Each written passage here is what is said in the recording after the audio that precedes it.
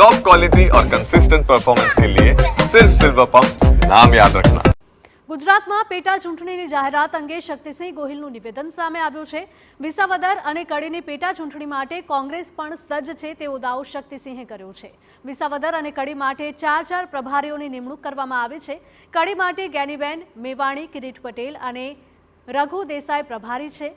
વિસાવદર માટે ધાનાણી, ઇન્દ્રનીલ રાજગુરુ, પૂંજા વંશ અને વશરામ સાગઠિયાને જવાબદારી સોંપાઈ। પ્રભારીઓ આગામી 2 દિવસ બંને વિધાનસભાની મુલાકાત લેશે। સ્થાનિક આગેવાનો સાથે મળીને ઉમેદવારોની પસંદગી કરશે। બંને બેઠક પર જીત મેળવવાનો કોંગ્રેસનો વિશ્વાસ છે। 1 જૂન સુધીમાં કોંગ્રેસના ઉમેદવારો બંને બેઠક પર ફોર્મ ભરી દેશે।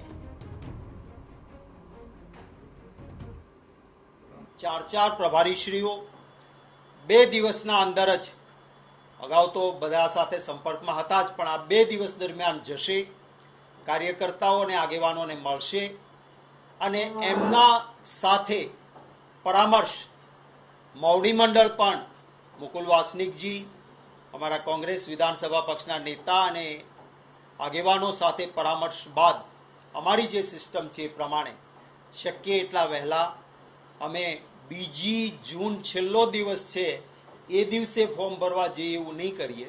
અમે એ પહેલાં અમારું આયોજન કરીને બંને જગ્યાએ ફોર્મ ભરાશે।